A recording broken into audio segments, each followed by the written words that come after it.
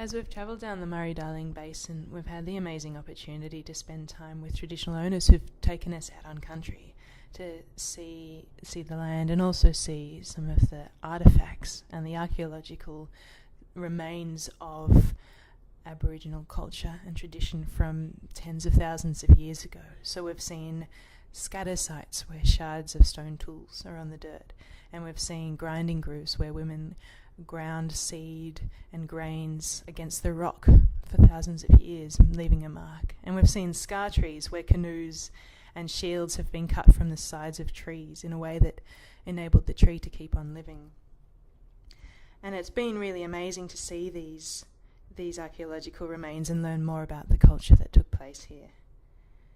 There's been a real focus I guess, on these artefacts and these remains in the past 50 to 60 years, particularly through cultural heritage legislation from the government that companies and organisations need to abide by, ensuring that new engineering undertakings and construction doesn't disturb or destroy these archaeological remains.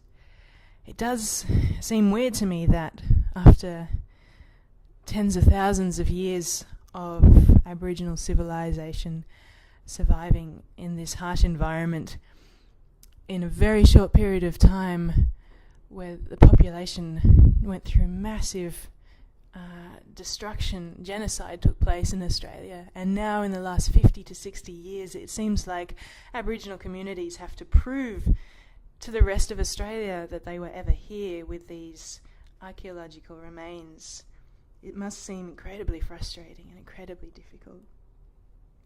I was talking to Lucy, another participant on Dialogues, about how sad it is that, over time the grinding grooves that go underwater and the scar trees decay and die and fall over and return to the earth.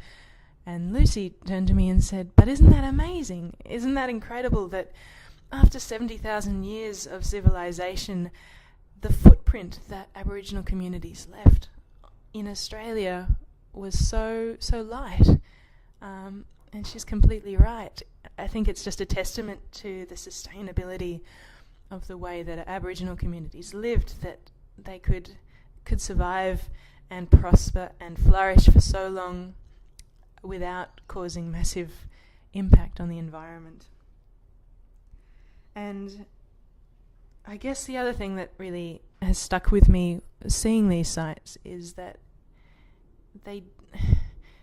I guess there seems to be a bit of a misunderstanding from the broader Australian population that Aboriginal culture is almost exclusively grinding grooves and scatter sites and scar trees. And sure, they're really important and there's a lot to learn from them, but what we've really learnt through our 2 weeks on Dialogues is that Aboriginal culture is still very much alive. It's still very much here.